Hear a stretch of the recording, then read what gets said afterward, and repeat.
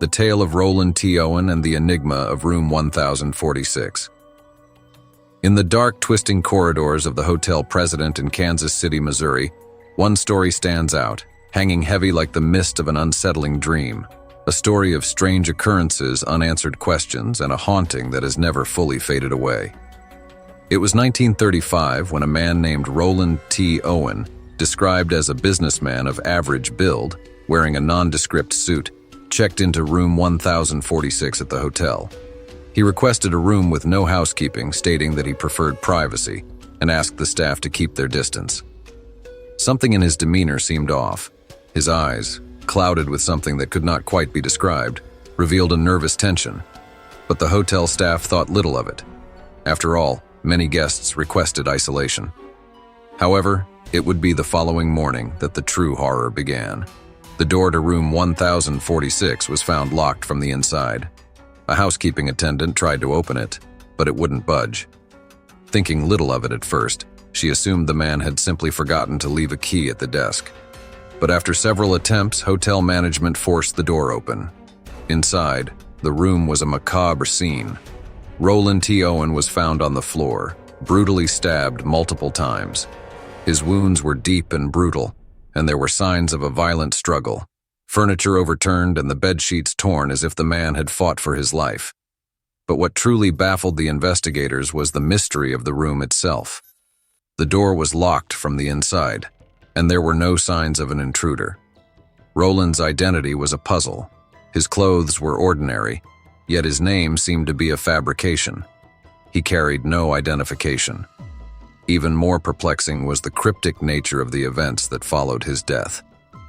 For weeks after the murder, guests staying at the hotel reported hearing strange noises coming from room 1046. Faint whispers, footsteps, and the flickering of lights. People passing by the hallway felt an unexplained chill. Some even swore they saw a shadow darting across the hallway when no one was in sight. As years passed, the eerie occurrences continued. The room remained vacant for long periods, and when it was rented out again, those who stayed there would often check out early, claiming that something was not right with the room. The ghostly whispers, the sensation of being watched, and the sense that someone or something was still lingering there remained undisturbed.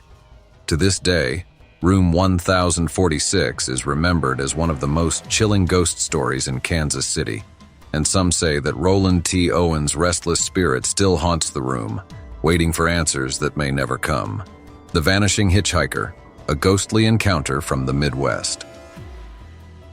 Another tale steeped in mystery and dread unfolds in the quiet, isolated stretches of a small Midwestern town. This story, too, revolves around an eerie encounter, one that cannot be explained by logic but instead by a lingering sense of unease that defies time and space. It was a crisp autumn night, the kind where the air smells faintly of damp earth, and the full moon casts long shadows across deserted roads. A man driving alone on a quiet country road noticed a young woman standing by the side of the highway. She was bundled up in a light coat, her face pale, her hair wild from the wind. She looked as if she had been walking for miles, disheveled and cold. Without thinking, the man pulled over to offer her a ride. The woman climbed into the car without saying a word at first, her eyes distant, her expression unreadable. As the car sped down the road, she gave the driver a name, a street address, and said that she was trying to get home. It was a modest house just outside town, not far from where they were driving. But as the miles passed, the woman remained eerily silent, staring out the window. It wasn't until the driver pulled up to the house, a small, weathered structure on the outskirts of town, that the oddness of the encounter truly began to settle in. The woman hadn't said much, and now, as the car came to a stop, the driver turned to her to say goodbye. But when he glanced at the seat beside him, she was gone, vanished, as if she had never been there at all. Confused and unsettled, the driver walked to the door of the house and knocked. After a long pause, an elderly woman appeared, her face lined with years of hardship. When the driver explained the encounter and mentioned the young woman's name and address, the elderly woman grew pale. She said with a trembling voice, "That's my daughter. She died in a car accident years ago, right there, on that very stretch of road. The driver was stunned. The woman had given him the same address, and she had vanished, just as her mother had described. There was no logical explanation, no reason for the strange encounter. And yet, as he drove away, the weight of the experience hung heavy on him like a blanket of chill. He couldn't help but wonder if for a brief moment he had crossed the boundary between the living and the dead, and in the dark of the night, helped a restless spirit find its way home. The unsolved disappearance at the Hinterkaifeck farm. In the quiet rural expanse of Bavaria, Germany, the Gruber family lived on an isolated farm known as Hinterkaifeck. But in March of 1922, something unspeakable unfolded there.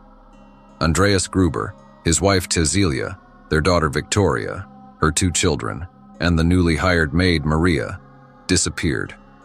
The family had already been uneasy. Andreas had reported finding mysterious footprints leading from the forest to their farmhouse, but none leading back. And stranger still, for weeks they'd heard eerie footsteps in their attic. Days passed, and neighbors began noticing an odd silence from the farm. Concerned, a search party arrived to investigate. The chilling scene they found left them speechless. Inside the barn, the bodies of the family were discovered stacked neatly, brutally murdered. But the true horror lay in the details. The house was locked from the inside, and the family's livestock had been fed and cared for, as if someone had remained at the farm long after the murders. When authorities investigated, they found the attic filled with creaking boards and stale, musty air, silent evidence of a presence that had watched the family from above. Some believe that the killer had hidden in the attic, observing the family's every move before the murders. Despite an exhaustive search for clues, no one was ever charged and the case remains unsolved. The eerie silence of Hinterkaifeck lingers, haunted by the whispers of those who perished, drawing the curious but terrifying any who dare venture. The mysterious disappearance of the Dyatlov Pass incident. In February 1959, 9 seasoned hikers embarked on a ski expedition into the freezing Ural Mountains of Russia. Led by Igor Dyatlov, the group was young, experienced, and equipped to handle harsh conditions. But as they trekked deeper into the wilderness, they had no idea that their journey would end in one of the most haunting mysteries of the 20th century. When the hikers failed to return, search teams combed the mountains and eventually stumbled upon their abandoned campsite. What they found was more chilling than anyone could have imagined. The group's tent lay torn open from the inside, with belongings scattered as though they'd fled in terror. But they had fled into brutal sub-zero temperatures wearing little more than socks, slippers, and thin clothing. As rescuers searched further, they began finding the hikers' bodies, each in disturbingly different conditions. Some lay frozen in the snow, appearing as if they'd collapsed while running. Others had suffered horrific injuries. Skulls were crushed, ribs broken, yet there were no external wounds or signs of struggle.